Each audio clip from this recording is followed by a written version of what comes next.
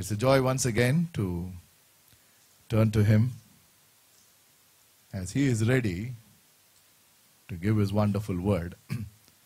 It is for us to receive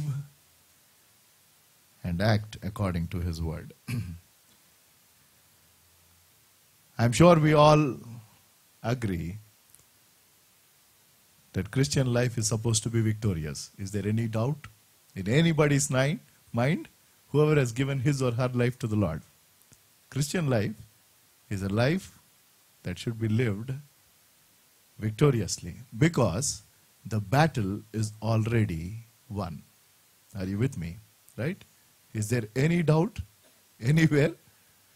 One great man of God said, we don't fight for victory, we fight from victory. There's a lot of difference. While the entire world is probably fighting for victory for a lot of things, we fight from victory. Satan is a defeated foe, and that defeat happened on the cross of Calvary. And that is when Paul writes to Corinthians, he says, where, O death, is your victory? Where, O death, is your sting? Where is your victory? And he goes on to say, and in that verse he mentions, he says, but thanks be to God, He gives us the victory through our Lord Jesus Christ. I'll read it again. Thanks be to God, He gives us victory through our Lord Jesus Christ. This is in 1 Corinthians chapter 15 and verse 57 for your reference. So we have victory, and that is a Sunday school song. Right? We are used to singing Sunday school songs, and we remain just singing those songs and leaving it there. In the name of Jesus, we have the victory, and Satan will have to flee. We keep telling all of this. But when we look at our own lives, we hardly find any victory. Today in this English service, we have people from Hyderabad, Bangalore, Chennai, Australia, Brisbane, Netherlands, US, couple of places, and in Canada. Let's put up our hands together and welcome them. They've joined us live through the internet. God bless them. All these services are going live for quite some time, and we have a lot of people logging in. We praise God. So, to keep it short, today's message is that word or that acronym. When we say acronym is each of that alphabet in that word can be expanded. So, we will break up that word which has got 7 letters, and 7 is the number of, it is the number of God. 7. 6 is the number of human beings. That is why 666 is dangerous. Right? Today is not about numbers, but 7 is complete, and that signifies God. And victory has 7 letters, V-I-C-T-O-R-I. So if we as God's children need to truly experience this victory that is referred in this verse, Paul says in that context, when it brings about the death of Lord Jesus Christ, he says, because of that death, because He died on behalf of everyone, He brought about the greatest victory over the death that every human being is scared of. And whoever trusts Him and the death on the cross doesn't need to worry about this physical death, because that is only a sleep, we all understand. But while we wait for that true redemption, either through death or Jesus coming back and taking us, any of these could happen. But God is promising us victory in our day-to-day life. That victory that He is speaking of is pretty much in our everyday life.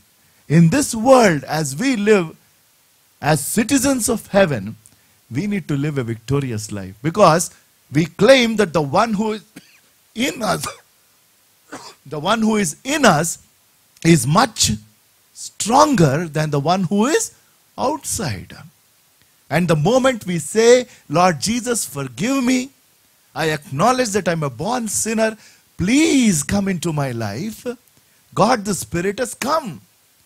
But the whole point is, He can only operate as much as you allow him to operate. And the more you and I allow God the Spirit to operate, the more powerful our lives will be. And they will be a living witness.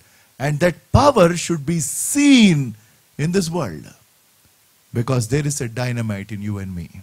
That is the Holy Spirit. And we have so much of power, we need to tap it. We might have the best of the inverters at home. What if the switch is not turned on? Right? We might have the best of the bike. What if that ignition is not given and you don't, give that kick or that push button? Nowadays, we don't have so much of strength. If this age, if you're used to push button, at 40, 50, understand what will happen. Somebody needs to push you. Right? And this push principle, I apply it in prayer. That is another acronym. Today's message is not about that. PUSH. Pray until something happens. That's a wonderful principle. So, unless God says no, you continue to pray. And that is the push principle. And I'm still in the corporate world. There are a lot of acronyms, courtesy GE and other big companies. Nick is sitting in the corner. We use one word called ASAP. ASAP. How many of you use that? Can you put a whole lot of people? Huh? What is the meaning? As soon as possible. But for a believer, do you know what is ASAP? Always say a prayer. Please remember. As soon as, when there is something urgent, we say ASAP. Please, boss is coming. Rather than saying as soon as possible, what is ASAP for us? Always say a prayer. Come to me, I'll tell you a lot more. Okay. But Christian life is supposed to be a life of victory. Because the one who is in us is much stronger. But why do we see failure? Why are we afraid? Why do we step back then going forward? Is we are not truly claiming that victory. And today we will try and understand as a broad framework, this is not the only way you and I could be victorious. There are a lot of ways, but this is easy to remember so that you keep it in your minds. And in our daily life, let us use this acronym.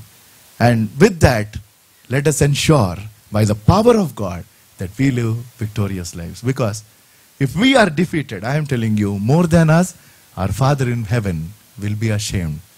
Because He never fails. Right? When Jesus never fails, how can His child ever fail? Right? So when that happens, He will be disappointed because my son has not truly utilized my victory. And let us not bring our Father's name down. We need to keep our head high. And in this unholy world, as you and I try to live holy lives, let us remember we cannot do it on our own. God never wanted us to do that, because without Him we can do nothing. But with Christ, I can do all things through Christ who strengthens me. So when God is there to strengthen us, when He has promised us victory, when He has said that, lo, I am with you always, then why do we taste defeat at times? So let us quickly break up that acronym called victory, and for each letter, let us use one word. And remember, that could help us. This is just one of the different ways of living victorious lives. One of the many, many ways. This is not the only way. The first letter, V, can signify. I'm not telling will signify. Then it means that is the only way it signifies. It can signify that we need to be vigilant. You understand the word vigilant, right? Who are the ones who will be vigilant? Who are on a security job. Nowadays, the highest security is given to Mr. Jagan. Right? There are more people for his security than the people who are inside the jail, I think. I'm not doing canvassing anyways, because the deadline is over. Okay, jokes apart. But because why? 1 Peter chapter 5 verse 8 cautions us about something. 1 Peter chapter 5 and verse 8.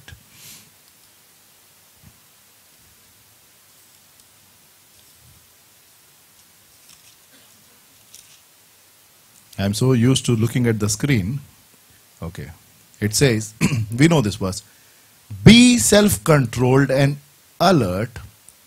And in some other translation it says, I think in King James Version it says, be vigilant.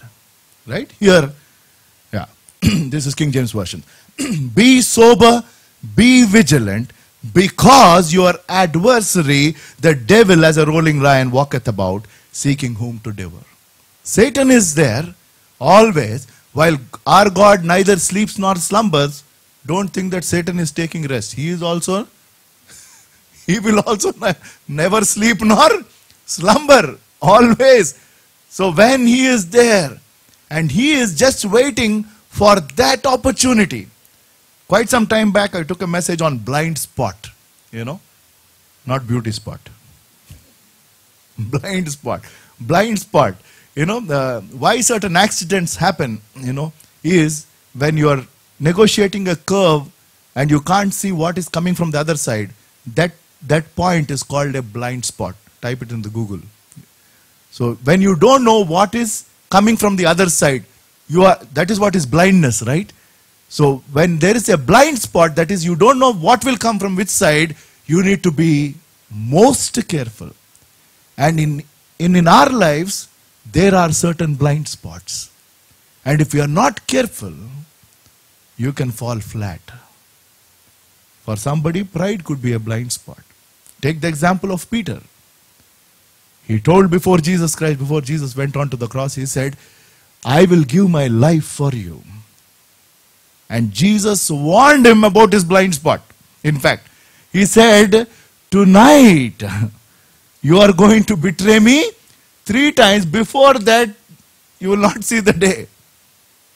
And at least at that point in time, when God the Creator is telling him, he should have told. He didn't bother about his blind spot. And you know what happened. David had a blind spot. I don't have to describe about that, and so on and so forth. So if we have to live victorious lives, we need to be vigilant, because there is Satan trying to grab us and drag us away and go stand before his presence and say, see, you thought your child will win. See, look at that fellow. How I have done it. You thought he is going to be victorious. See, time and again, he is failing and he is living a defeated life because I am able to grab him. Samson, a classic example of a one who was not vigilant. We know the kind of strength God gave him. And nothing could stop him. But he had a blind spot and he never was careful. And you know the tragedy that came upon his life. First he looked, then he went and slept, and later he gave his head, and there ends the story. So I can continue for long, but remember, if we have to live victorious life in our day-to-day living, I am talking of our regular life, in our daily life, we need to be careful. We need to caution our children. We need to caution our brethren. Because the days that we are living is evil. Right? The kind of temptations are growing 100-fold. 20 years back, when there was no internet, I am telling you, our life was much more better. There is a lot of advantages. We are taking advantage of internet, but there is a lot of danger when somebody has access to the net. I don't have to further explain. We all understand the kind of things that this generation is getting exposed to by the day is so harmful to human mind. It is so harmful. And if you are not vigilant, I am telling you, we are heading for a tragedy. So that is one. So I am not going further. So if we have to live victorious lives, the first letter tells us that to live a victorious life, every child of God should be what? Vigilant. Be alert. Because Satan is like a roaring lion, wanting to grab and drag and pull you away. The next letter is, do you want to do spell check in MS Word? I. Imagine the consequences. Wish I followed this when my parents were alive. Not that I was not warned. Because we all understand what we sow, so we reap, right? It applies both to believers and unbelievers. Because it is the law that God has kept in nature. Are you with me? I can go up to In-Orbit Mall and say, praise the Lord, and jump. What will happen? God will send angels, huh? Why? I told, praise the Lord, Lord, I am your child, you should carry me and take me across Hyderabad. 99.9 or 100% I will fall and break my neck or bones, or I will go. And you will take me to Ramchandrapuram. Why? Why? Because I went against a law that God kept in nature. Whoever discovered law of gravity, physics students, who discovered it? Newton, no? Wonderful. I'm also from MPC, but it's been a long time. Right? Newton discovered, but who kept that law of gravity? Whatever you throw up will come down. That is kept by God. And whoever goes against the law of nature is bound to face the consequence. Whether you are a child of God, not a child of God, it's a different story. A lot of people don't understand. And similarly, there are so many other moral laws that God has kept. And you bypass that law, you go against, and there is a consequence, and later on you sit and blame God. Not right, I'm telling you. Don't, because our God is not unjust. We need to check. We need to imagine, because God, we have seen so many different cases, right? When I was coming down, there was one hoarding kept by Apollo Hospitals. A small girl near Gachibowli. Father is smiling, she is telling, Daddy, please don't smoke. This is the first time I've seen that kind of an advertisement, because I think smoking is injurious to health and all is not helping. Now they've taken up another campaign, and the caption down was, you know, your smoking is causing risk to me, my mom, and you. So they brought in and they said, passive smoking is injurious. While you are smoking, Dad, we are at a risk. But do you think people will stop? That is telling people to imagine the consequence. Are you getting it? So, when you and I are tempted to do something, I'm not just talking of smoking or drinking, but anything, let us be careful. God is telling us that we have the victory. In the name of Jesus, we have the victory. There is no doubt about it. Yes, the one who is inside us is much stronger than the one who is outside. But are you utilizing that power? Are you utilizing that name? And in our day-to-day life, if I have to live victorious life, there is something that I need to do, and that is what this acronym is helping us understand. Be vigilant or be alert, whichever way you want to understand. Vigilant is a strong word. So we need to be extra careful. We need to keep looking.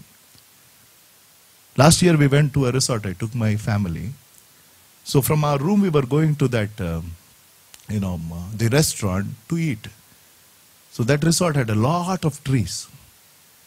So, and there was a nice walkway and there were lights. So my daughter, my son, me and my wife, we were just walking. And as we were walking, always in the night when I walk, it is my habit to keep looking here and there. Not that I don't have faith, but that is my responsibility. When I was looking, suddenly I saw one snake. It was coming towards my daughter. Now I didn't know what it was. I said, just walk fast. He said, what happened? I said, nothing, just keep walking. I just kept my cool. I said, just walk, just walk. We kept walking. After we went this far, my wife knew there was something. Did you see something? I said, no. You go, you walk. And as we walked, when we reached the restaurant, then I saw there was one snake that came. Ah! I mean, that is an example of being vigilant of the many things. There are so many things that can slowly come in. Go home if you have time, if not today, tomorrow. Look at the habits that you and I have developed. I spoke to the youth on Saturday about habits. There are a lot of habits. Some habits come into our lives unconsciously. One habit which I'm not able to get out is, I rub my nose. Every 2 minutes it comes here.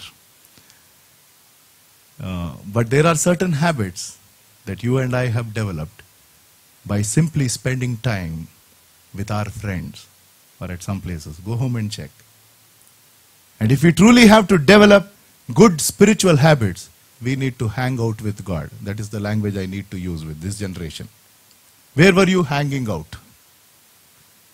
When we hang out with somebody, and the more we hang out, the more probability of certain habits coming in. I am telling you, it is proven scientifically. And if we hang out with God, that if we spend time with God, we get into the habit of reading His Word, praying and developing. There is no other way our lives can ever change.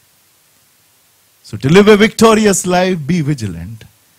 To live a victorious life, you and I should imagine the consequences. There is one wonderful saying in English by one, I think, somebody from the literature side. I don't know the name of the person who told this. It is not from the Bible though, but it is applicable to everyone. It says that, sow a thought and it will reap an action. Sow an action and it will reap a habit. Sow a habit and it will reap a character. Sow a character, it will reap your destiny. It all starts from our thought. And God is there to guide. He's kept so much in His Word, and there are so many other life examples. I talk to the youth when I go out. I keep telling about my life so many times because I tell it just to caution them. I have gone through the consequences for years of the sin that I've sowed. Not only me, but my family members. They all went through years of suffering. Mentally and from a materialistic standpoint, all money gone, all of that because of the sinful life I led. So I only keep telling it, not out of pride, but out of guilt and saying, you don't have to go through all of that if you just remember the consequences that I went through. As simple as that. So let us remember the consequence, because every action, there has to be a consequence for that. And if you sow something good, you will reap something good. And whatever we are reaping today, I am telling you, it is the result of something that we have sown. Maybe 1 year back, 2 years back, 10 years back. I am telling you, sometimes for certain things to come out will take a long time. It doesn't happen overnight. So let us move on to the third letter. Which is that? Wonderful. C is cry out to God. What is that? Crying out to God is prayer. Only to accommodate victory using different words. Right? Cry out to God. And that is what David did. The best part of David's life, I'm not trying to justify the sins that he has committed. It is not a permission to go and sin every sin one time. Somebody uses that because many a times foolishly or knowingly or unknowingly, we as preachers says, David never committed the same thing again. That is true. David never committed the same sin again. But that doesn't mean that I can do every sin once. Some people are very clever. That means once everything, at least one. It will not stop there. It will not. But if you go back and read the Psalms, not that David has written everything, but most of the Psalms were written by him. And especially the Psalms that he cries out to God in prayer, and he repents and he acknowledges. And he says, I want to get back the joy of my salvation. Restore unto me the joy of my salvation. Create in me a clean heart and renew the right spirit in me. Renew the right spirit. So if we have to live victorious lives, we need to fall on our feet and say, Lord, this is where I let you down. This is where I let you down. I need your strength. I need your power. And it has to be displayed through my life so that the world sees you through me and gives him glory.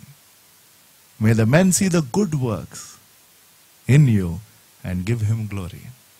So we need to learn to cry out to God, not just when we are in trouble, but in our everyday lives. There are references for each of these. I'm not bringing them up because of lack of time. So the next letter is which one? V-I-C-T. Take thoughts into captivity. Or take your thoughts into control. We will look at this verse. 2 Corinthians 10th chapter. I think it is verse 5.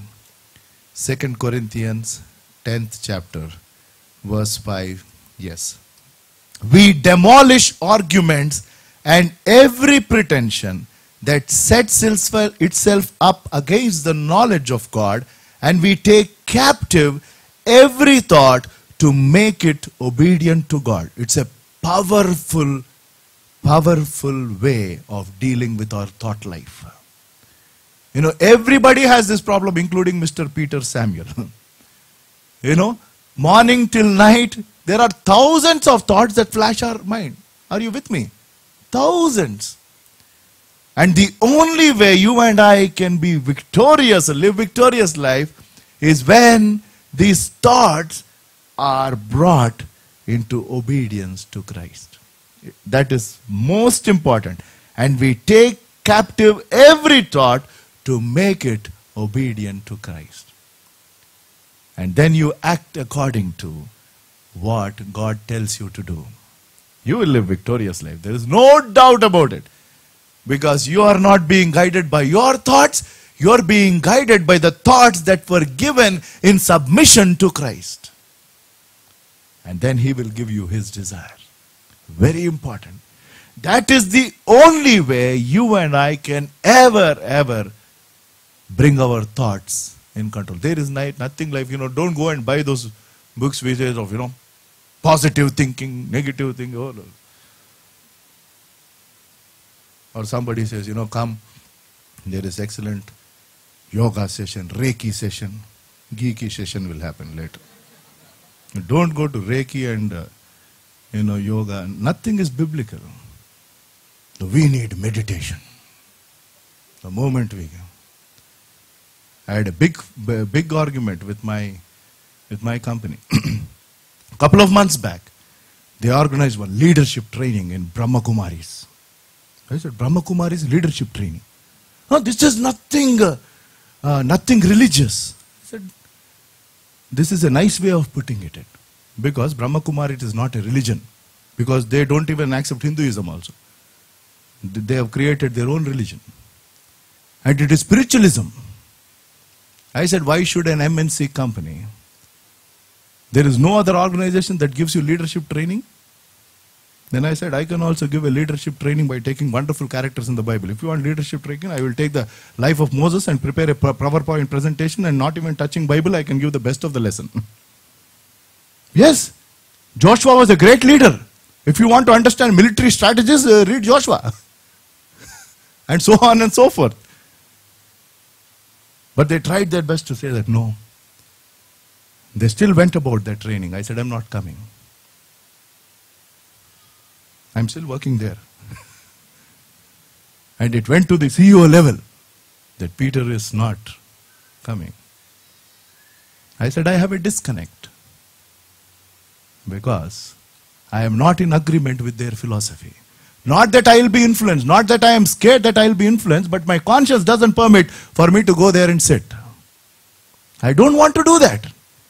There are so many other ways to give leadership training if you truly want to give training. But I will not come. And so be it. That is my own example. We should be able to take a stand for what we believe. He is much bigger. Power to Change, I told there was this whole month. Initially there was, my company's name came there. So Vice President Barkhadia.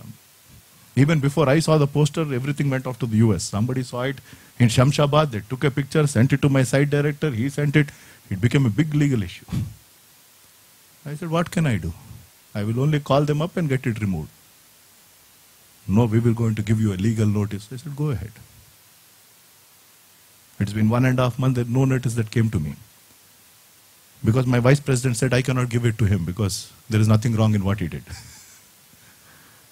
But I just prayed and gave it to him. That's all. I said, Lord, it is for you. It is for you. And if you have permitted that to happen, there is a purpose. I cannot stop it. And whatever happens will happen for my good. As simple as that. And there are so many examples like this. So if we have to live a victorious life, be vigilant, imagine the consequences, cry out to God, and take your thoughts into captivity. And remember this verse. Take these thoughts in captivity. Captivity is holding them and then giving them to the Lord. You say, make it obedient to Christ. And the next letter O is, remember, the omnipresence of God. What is the meaning of omnipresent? Omnipresent is sees all, knows all, right? That is what, in a simple language. Omnipresent is, he can see everything at one point in time. He can be wherever he wants, and he knows all. And when he said, lo, I am with you always, and when he is always there, we need to have that assurance within. We need to truly believe, yes. And when you are in a situation where you feel that you are being crushed, you are being, you feel that you cannot move on and things like that, remember, God is with me. When God is for us, who can be against us? He said, I am going to prepare a table before your friends, before your enemies. And he said, your enemies will become your friends. And yes, there will be trying times, testing times. Don't worry. Just say, Lord, I believe you are with me. And you will never let me down. But I will stand for you. And you just do what is right in his sight. And as per his word. And remember the omnipresence of God. The next letter in victory is R. The most important, the last two, not that others are not important. These two truly. R is rely on his scripture. There is no other ground for us to stand. Today's morning message in Telugu was all about his word.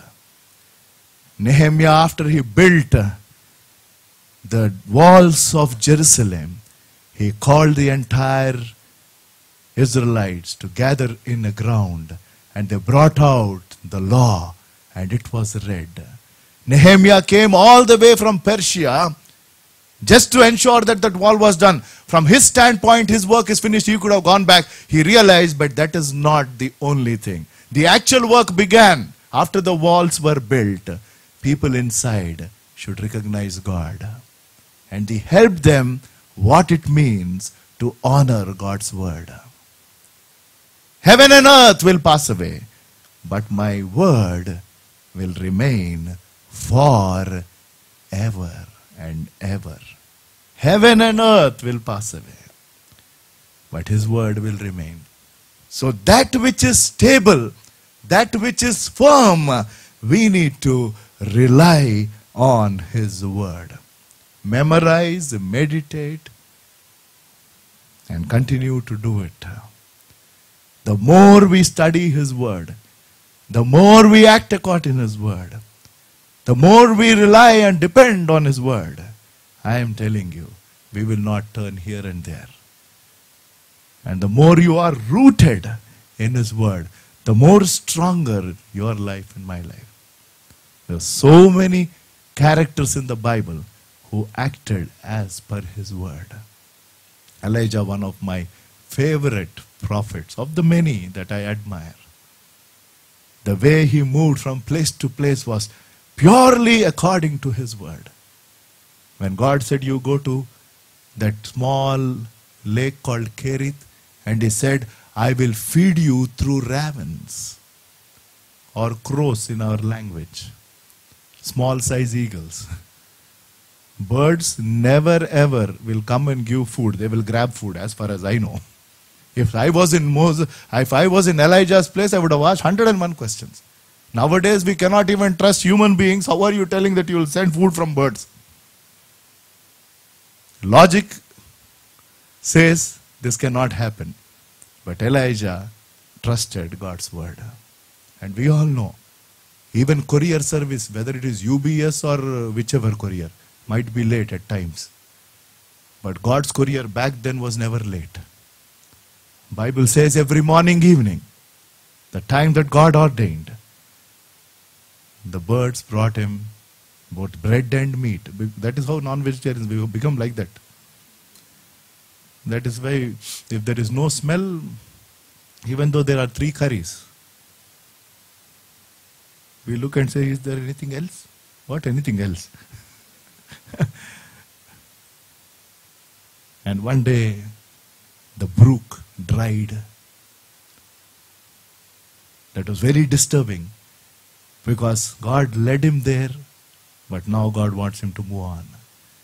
Sometimes, yes, the very source may probably seem to be drying up. Be sensitive, because God has not called you to die there.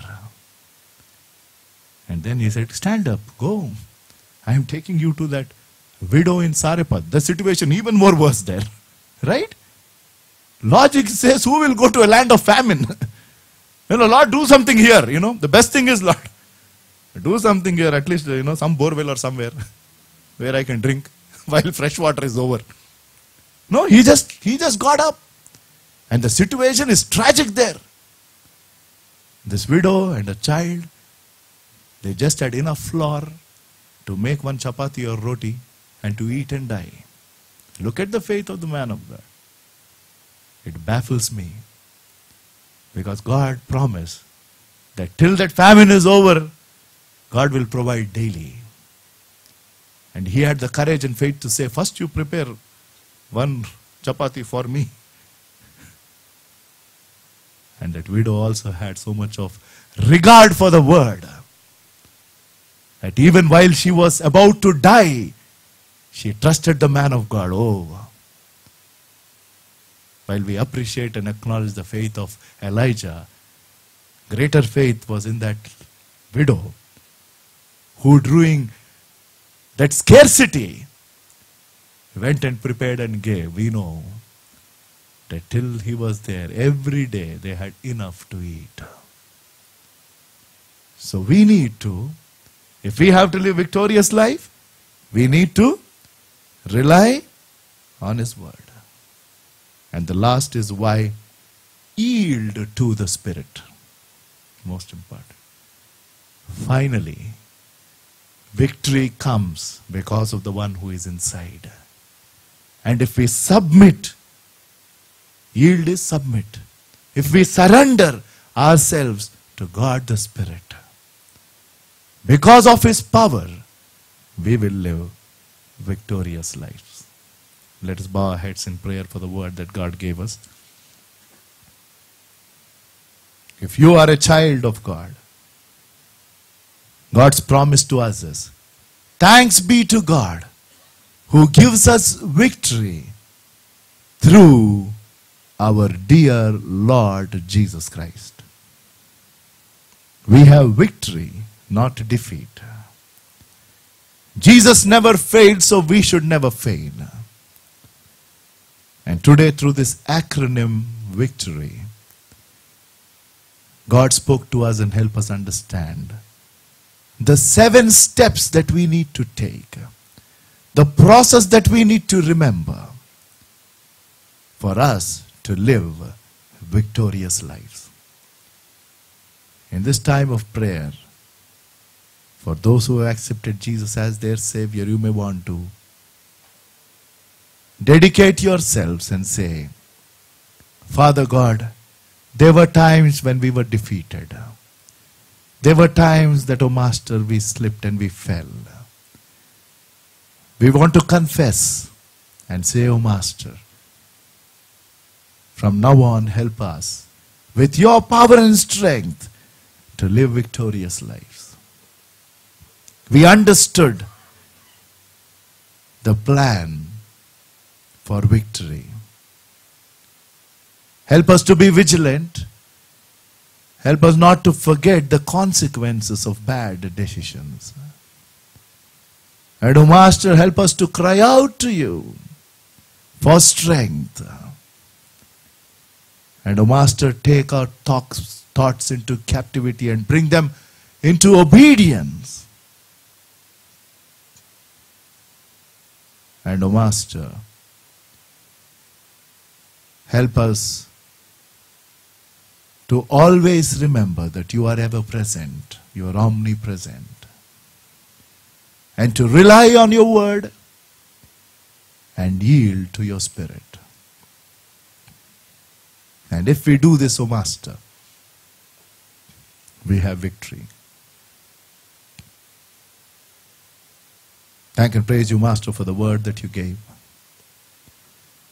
If there is anybody here who is not yet given his or her life to you, I pray, O Master, that God the Spirit provokes them so that they give their lives to you